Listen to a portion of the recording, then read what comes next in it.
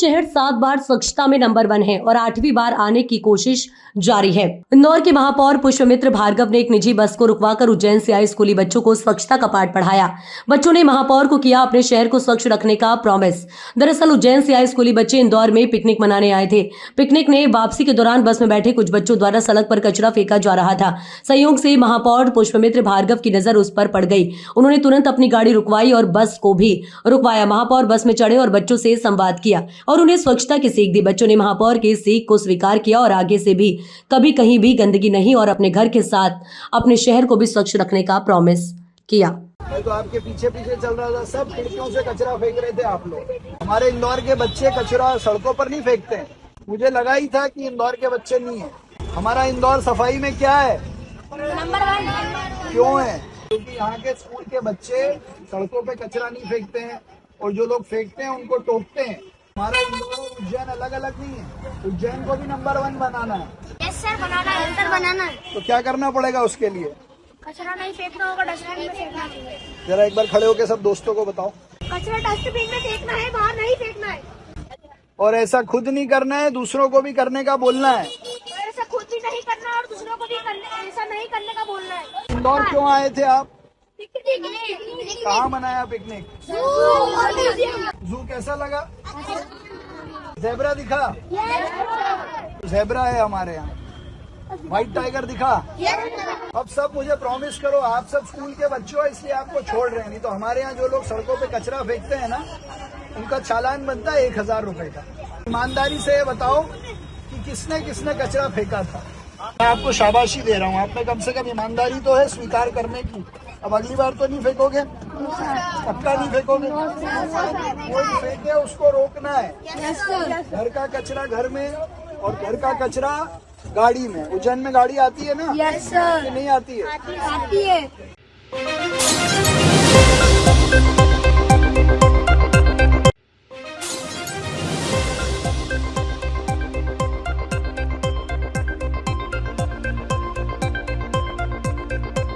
निजी चिकित्सालय में प्रसूता की हुई मौत। मृतक प्रसूता का 24 घंटे पूर्व ऑपरेशन से हुआ था प्रसव। प्रसूता ने बालिका को दिया था जन्म। जिले के कैलारस तहसील मुख्यालय से गंभीर हालत में प्रसूता को लाए थे मुरैना।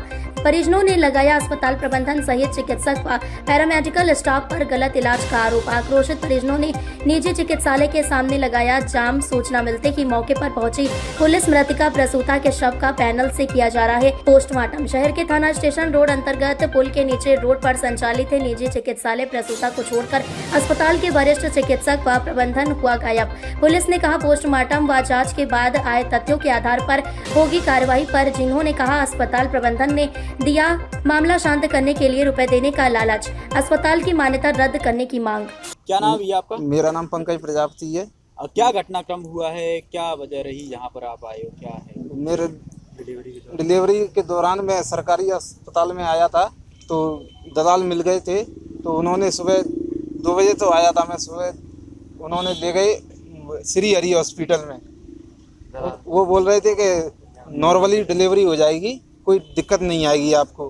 तो वहाँ पर जाते हुए वहाँ पहुँचे, ऐसे ही बोला कि ऑपरेशन होगा उसका। तो ऑपरेशन हो गया, कोई बात नहीं, अच्छे से 24 घंटे बाद 35-36 घंटे बाद उसने थोड़ा सा इंजेक्शन लगाया था। कुछ झटका वगैरह आया होगा, मेरे को तो मालूम नहीं है, मैं तो अनपढ़ हूँ सर। तो उन्होंने लगाया था इंजेक्शन, तो उससे ही 5 मिनट बाद पशु निकल गए थे। मैं अकेला था, मैं घर वालों को फोन लगा रहा था, तब तक कंबल में लपेट के एम्बुलेंस में उन्होंने ही डाल दिया ग्वालियर के लिए। अच्छा, आप पहले तो ये बताओ कि पहले आप कैलारस से जब चले थे फिर यहाँ मुरैना में कहाँ पे लेके आए थे? सरकारी अस्पताल में। फिर आपको वहाँ कौन लेके गया? वहाँ टानी दलाल लेके गए थे। क्या बोले? नाम नहीं उसने, एम्बुलेंस वाला बोलो। क्या बोले थे वो?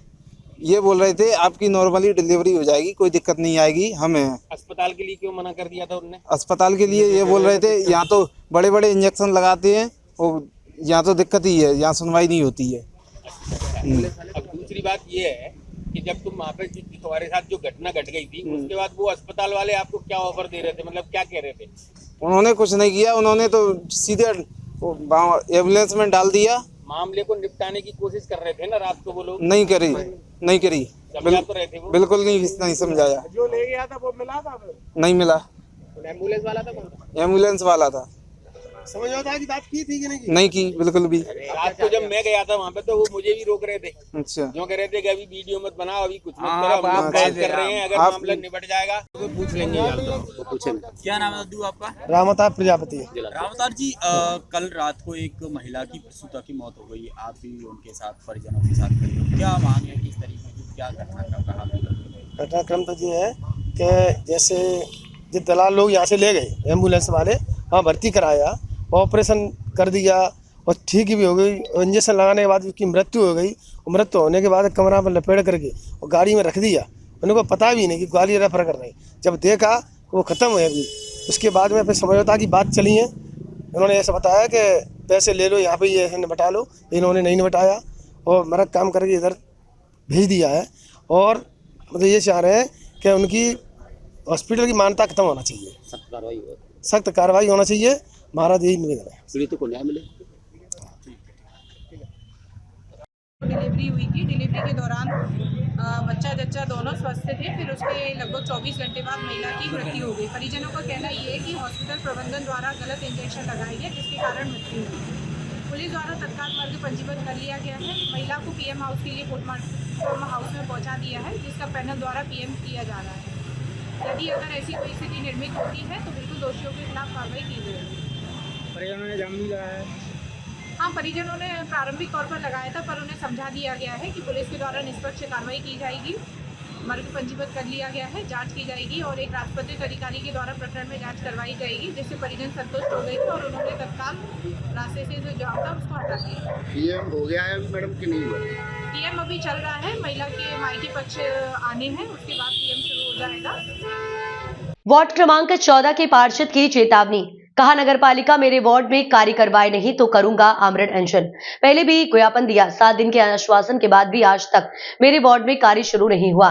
नागदा के वार्ड के पार्षद प्रतिनिधि भूपेंद्र राणावत ने अपनी पार्टी के नगरपालिका को सख्त लहजे में चेतावनी देते हुए कहा कि मेरे वार्ड में नालियों, स्पीड ब्रेकर सहित अन्य कई समस्या पिछले 2 वर्षों से आ रही है, जिसके लिए मेरे नगरपालिका नागदा के सामने धरना प्रदर्शन तक किया और एसडीएम कार्यालय तक ज्ञापन दिया।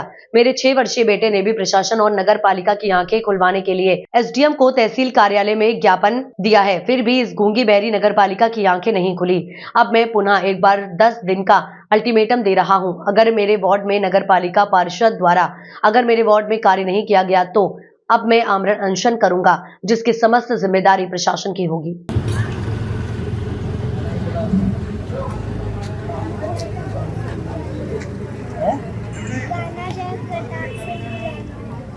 मुझे प्रताप सिंह राणा यहाँ काय के लिए आया था आज आप स्टेम कार्यालय? कैसा? तो आपको किसने भेजा है यहाँ पर? पापा ने। क्या बोल रहे हैं? क्या नाम पापा का?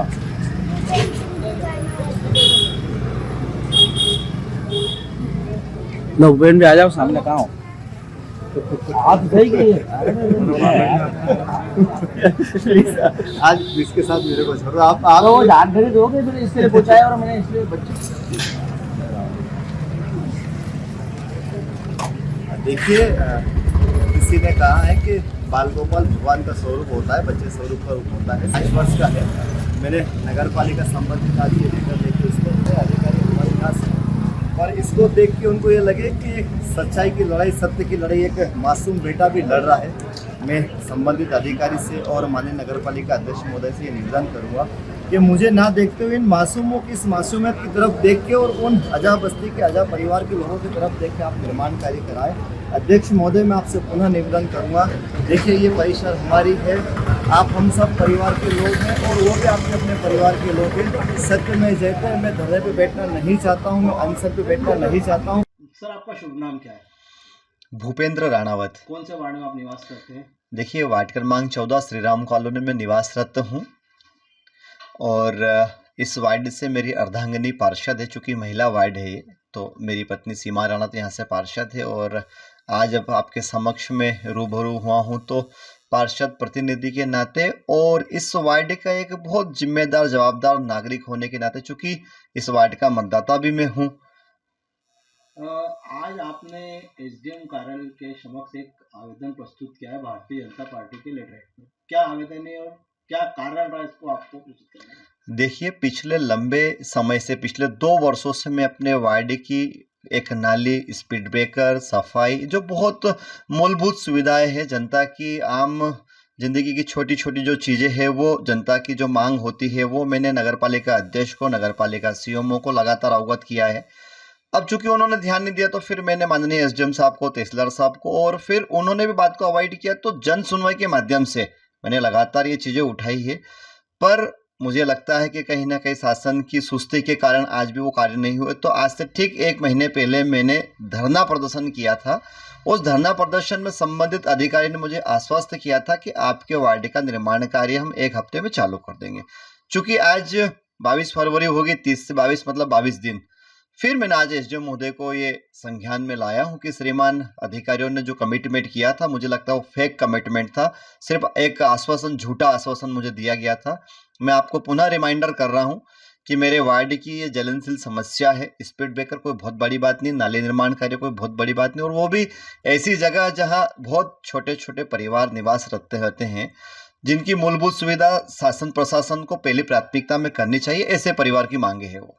जिस तरीके से आपने थोड़ी देर पहले विदाउट मीडिया से बात करके कुछ बात कही थी कि हमारा शहर राजनेताओं का शहर है, बड़े बड़े राजनेता निवास करते हैं, तो इन सब के होते हुए आपको इतना बड़ा वो करना पड़ा आंदोलन, क्या कारण रहा? देखिए, ये तो मुझे दुख के साथ कहना पड़ रहा है कि इस नागदा शहर में पितामह भीष्म जैसे हमारे महामहिम आदरणीय थावरचंद जी गहलोत साहब, इस क्षेत्र के विधायक आदरणीय डॉक्टर तेज बहादुर सिंह चौहान, माननीय लाल सिंह राणावत साहब और अन्य जिले के कप्तान, बहुत सारे लोग इस नागदा में विराजमान रहते हैं। और एक समय में आपको ये ध्यान लाना चाहूँगा, कभी हमारे शहर में स्वर्गीय इस पार्टी के पिता पुरुष अटल बिहारी वाजपेयी जी भी इस नागदा शहर में कभी हमारे यहाँ निवासरत रहते थे, विश्राम करते थे।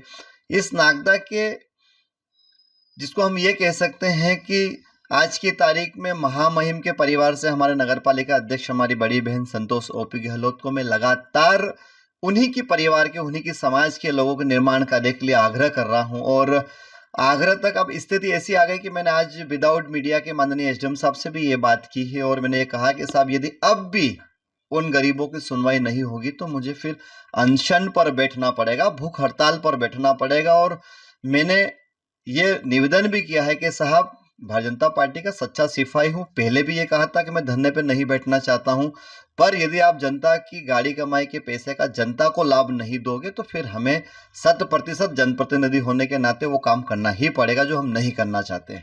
जिस तरीके से अगर आप अनशन पर बैठे थे, भूख हड़ताल हुई थी, 7 दिन का आपको समय दिया गया था, आज आप वापस आमरण अनशन बैठने की घोषणा कर रहे हैं, और इस आमरण अनशन के बाद भी आपके कार्य में प्रगति नहीं आती, आपकी मांग नहीं मानी जाती, तो उसके लिए आप क्या करें? देखिए, मैं 10 दिवस का एक समय दे रहा हूँ। आज से ठीक 10 दिन का एक समय फिर अल्टीमेट के रूप में दे रहा हूँ। इसको माननीय अध्यक्ष जी या कोई भी हल्के में ना ले, क्योंकि मैं एक बार जीवन में कोई बात करता हूँ तो फिर उस पर अमल भी करता हूँ। माननीय शासन प्रशासन, नगरपालिका अध्यक्ष और महामहिम महोदय से अब तो ये निवेदन करूंगा कि मैं क्या मांग रहा हूँ। आप मुझे एक बात बताइए, मूलभूत सुविधाएं, स्पीड ब्रेकर लगाना, नाली निर्माण कार्य करना, सफाई कराना, लाइट लगाना, क्या ये नगरपालिका अध्यक्ष की जवाबदारी नहीं? क्या नगरपालिका सीएमओ की जवाबदारी नहीं? क्या नगरपालिका शासन की सिस्टम की जवाबदारी नहीं है? देना नहीं है आपको माननीय विधायक जी। इस नागदा नगर में 1.5 लाख लोग निवास रखते हैं। ये नगरपालिका और ये वार्ड क्रमांक 14 को आप लावारिस ना छोड़े, और अगर आप लावारिस छोड़े तो हम लावारिस नहीं छोड़ेंगे। यहाँ के जनप्रतिनिधि हैं हम, इनके लिए अगर अनशन पर बैठना पड़े तो 100% बैठेंगे। बात अनशन की करें, जिस प्रकार से आप अभी आप अनशन की बात कर रहे हैं जी, तो कुछ दिन पहले आपके परिवार से एक छोटा सा बालक भी जी, जो ज्ञापन नगर पालिका की आंखें खोलने के लिए ज्ञापन देने पहुंचा था, तो लोगों ने ये भी कहा था कि छोटा सा एक सिपाही जो है लड़ने के तैयार है, तो उसको लेके क्या कहना चाहेंगे कि वो भी उसकी ज्ञापन देने के बाद भी कोई कार्रवाई नहीं होती, मतलब कहीं ना कहीं नगर पालिका सुस्ता रवैया अपना रही है? ये बहुत गंभीर और जलन विषय पर आपने एक टॉपिक छेड़ा है। ये बात 100% सत्य है और आप सब मीडिया के आशीर्वाददाताओं के माध्यम से समाचार में प्रकाशित हुआ था कि एक 6 वर्ष का बच्चा माननीय एसडीएम साहब से ये गुहार कर रहा है कि मेरे वार्ड में बड़ी समस्या है, आप उसको निजात दिला दीजिए, आप वहाँ पर निर्माण कार्य करा दीजिए। पर मुझे इस बात का दुख है कि उस बालक की बात को भी अवॉइड करा गया और फिर हम सब लोगों ने यहाँ से करीब 150-200 लोगों ने इस वार्ड के आशीर्वाददाताओं ने चौराहे पर धरना प्रदर्शन किया और संबंधित अधिकारियों ने आश्वासन भी दिया कि 7 दिवस में काम कर देंगे। आज 22 दिन हो गए। क्या स्पीड ब्रेकर लगाने के लिए परिसर की आवश्यकता है, पीआईसी की आवश्यकता है? जिस तरीके से आज आप संबंधित एसडीएम साहब जो कि नगर के कलेक्टर के रूप में निवास करते हैं, कार्य करते हैं, तो उनसे आप मिले तो उन्होंने आपको क्या आश्वासन दिया और किस तरीके से आपकी बातों से सहमत है? देखिए, मैं जब एसडीएम साहब से मिला तो विदाउट मीडिया के उन्होंने मुझे आश्वस्त किया है कि आप निश्चिंत रहिए, मैं खुद इंडिविजुअल आपके वार्ड को देख रहा हूं और मैं स्वयं 1-2 दिन में आपके वार्ड को विजिट करके जितनी भी आपकी समस्या उनको शूट आउट कराने का प्रयास करूंगा। शाजापुर के स्थानीय स्टेडियम ग्राउंड में संपन्न हुई प्रतियोगिता का समापन किया गया। एक दिवसीय आयोजित हुई इस प्रतियोगिता में क्रिकेट व रस्साकस्सी में जबरदस्त रोमांच देखने को मिला। प्रतियोगिताओं के विजेताओं को कलेक्टर रिजू बाफना, एसपी यशपाल राजपूत व लोकप्रिय विधायक अरुण भीमावत ने ट्रॉफी व स्मृति चिन्ह देकर पुरस्कृत किया। प्रतियोगिता खेल एवं युवा कल्याण विभाग तथा महिला एवं बाल विकास विभाग के संयुक्त तत्वाधान में बेटी बचाओ बेटी पढ़ाओ के तहत विभिन्न विभागों के महिला अधिकारी व कर्मचारियों के बीच हुआ।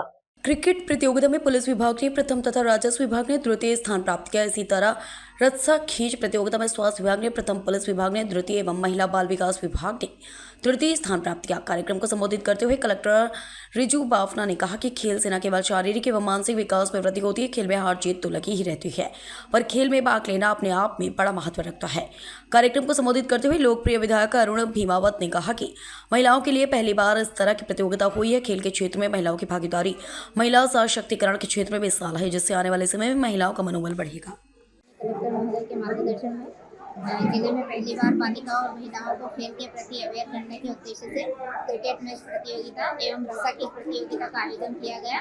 इसमें विभिन्न विभागों ने बढ़ चढ़ कर हिस्सेदारी की। महिला बाल विकास, स्वास्थ्य विभाग, राजस्व सभी की टीम्स रही, काफ़ी अच्छा उनका खेल का प्रदर्शन रहा, काफ़ी अच्छा माहौल रहा, जिसमें पुलिस विभाग की टीम विजेता रही क्रिकेट के क्षेत्र में और ऐसा कैसे में स्वास्थ्य विभाग सभी टीम।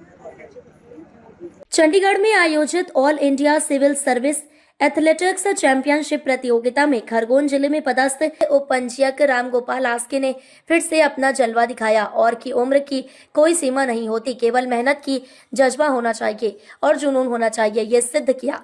आपने अपने जीवन की शुरुआत पढ़ाई के बाद शुरुआत आर्मी से की, उसके बाद आपने शिक्षा के क्षेत्र में गए, लेकिन वहां भी मन नहीं लगा और फिर से तैयारी की और पीएससी की तैयारी की और सब उप पंजीयक बने। साथ ही पुलिस विभाग में सूबेदार की नौकरी की। एक छोटे से ग्राम से निकले रामगोपाल आस्के निमाड़ के गौरव हैं। आपके माता पिता ने आपको हमेशा सहयोग किया। माता जी एक गृहिणी हैं, उनके प्रेरणा से आपने कई उदाहरण प्रस्तुत किए और पिताजी शिक्षक हैं। वहीं आपके परिवार में 3 बहनें हैं जो डॉक्टर हैं और 2 शिक्षा के क्षेत्र में कार्यरत हैं और अच्छी पोस्ट है।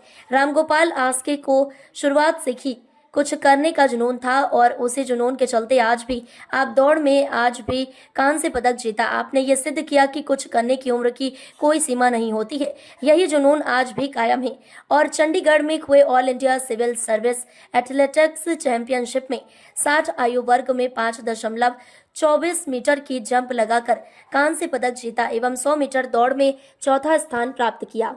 The bronze medalist Ramgopal Aske representing Madhya Pradesh. Timing is distance is 5.24 meters.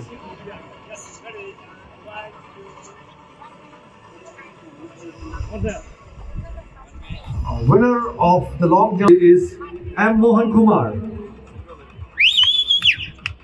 And the distance is 5.29 meters. Indore railway station के नवीनीकरण को लेकर व्यापारियों में खौफ का माहौल।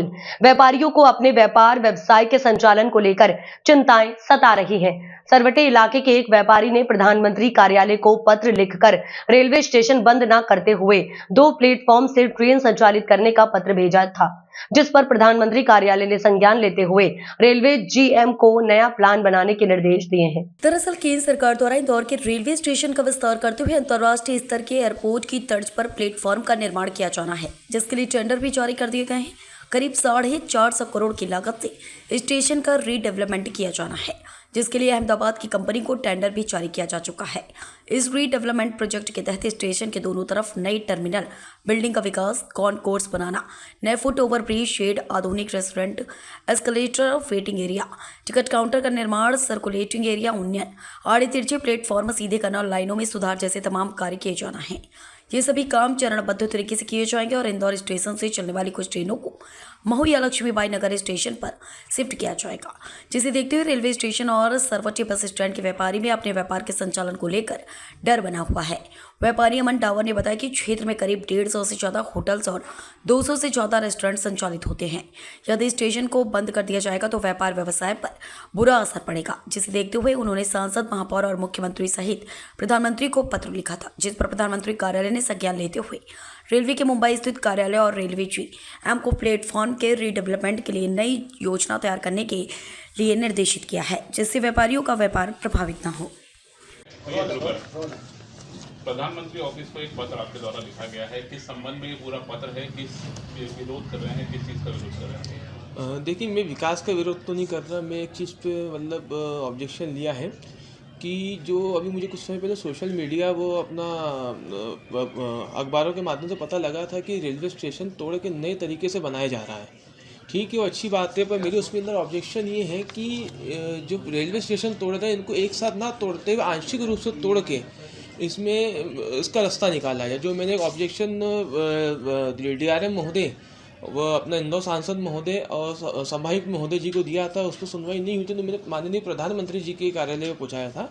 वहाँ पे उनने ऑब्जेक्शन को मतलब वहाँ पे ऑब्जेक्शन को देखा करा और western railway Bombay Churchgate पे सुनवाई हेतु भेज दिया गया।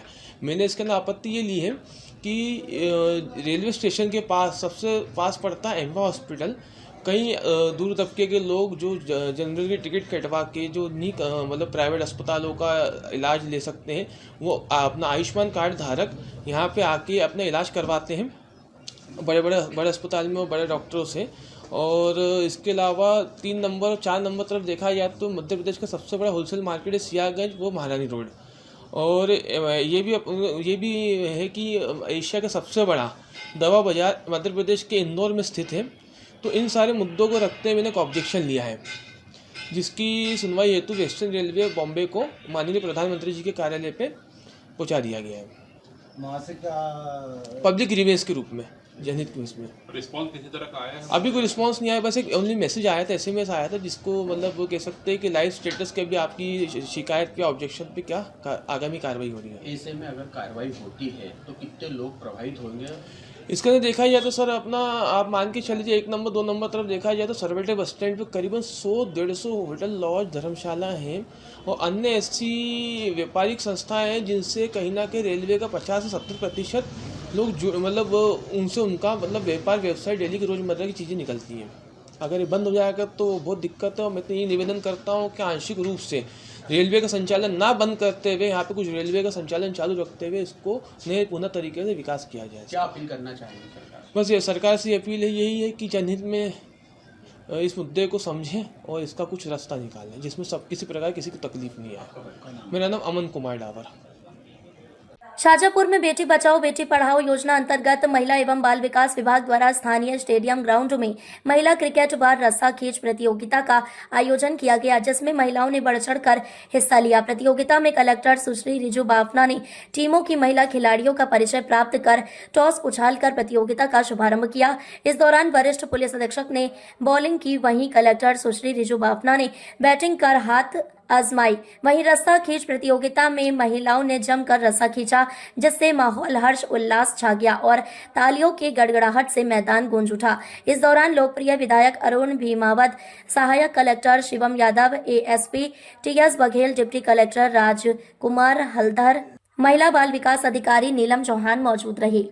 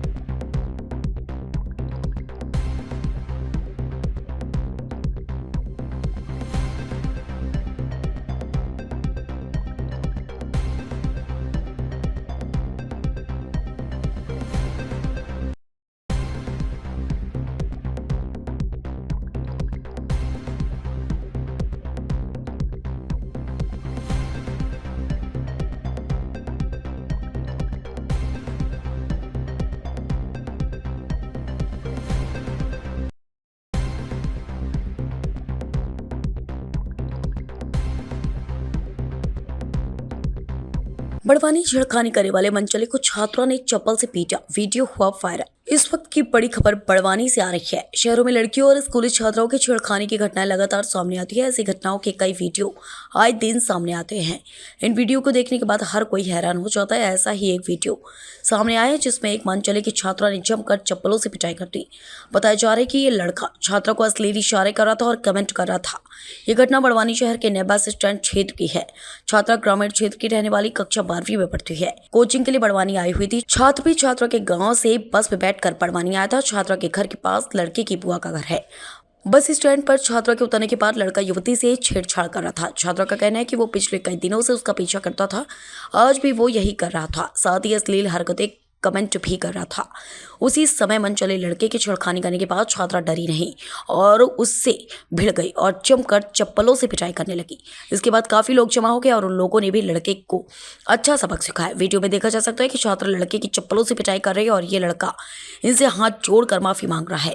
सोशल मीडिया पर यह वीडियो जमकर वायरल हो रहा है। इसके बाद लोगों ने पुलिस को बुलाकर इस मनचले लड़के को पुलिस के हवाले किया। मध्य प्रदेश में मंदसौर जिले के सुपड़ा गांव के लहसुन किसानों ने विरोध जताने का अनोखा रास्ता अपनाया है। उन्होंने लहसुन की फसल को कफन से ढककर फूल चढ़ाकर श्रद्धांजलि दी। वह लहसुन की कीमतों में भारी गिरावट का विरोध कर रहे थे। उनका कहना है कि अगर सरकार मदद नहीं करती है तो उनका जिंदा रहना मुश्किल है। केंद्र सरकार के एक जिला एक उत्पाद योजना के तहत मंदसौर प्रमुख लहसुन उत्पादन केंद्र है।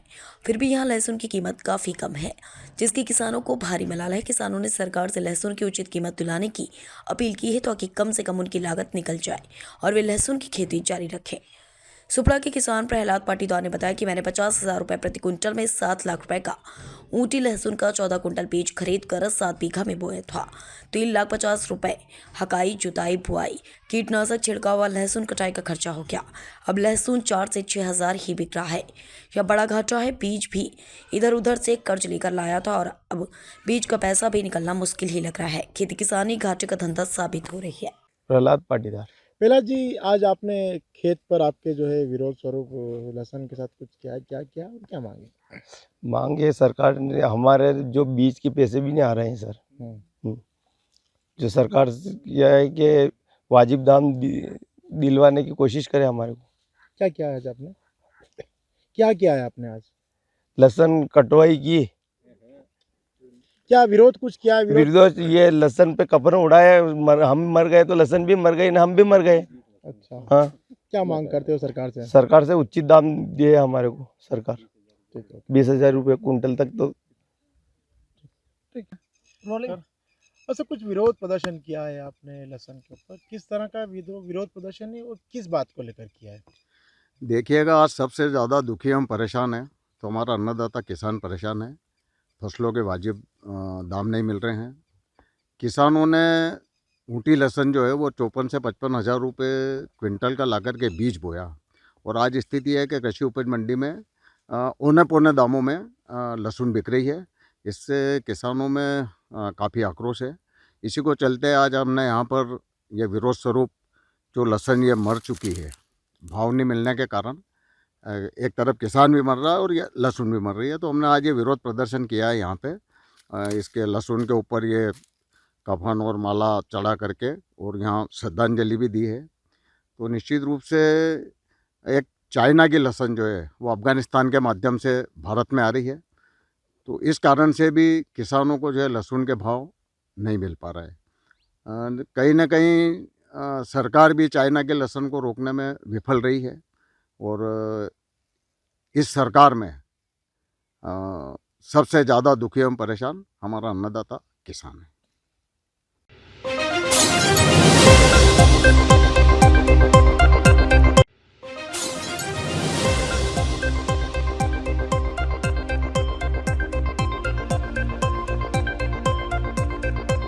इस वक्त की बड़ी खबर आ रही है मुरैना से। कैलारस नेपरी पुल पर बाइक और बस में हुआ भीषण एक्सीडेंट। मुरैना जिले के कैलारस थाना क्षेत्र के अंतर्गत बाइक और बस में आमने सामने भीषण एक्सीडेंट हो गया, जिसमें पातीराम गौड़, किशन गौड़, आकाश गौड़ निवासी चिन्नौनी बाइक पर सवार होकर जा रहे थे। सामने से आ रही बस ने तीनों बाइक सवारों को रौंद दिया। तीनों की हालत गंभीर बताई जा रही है। तीनों लोगों को मुरैना जिला चिकित्सालय के लिए रेफर कर दिया गया है।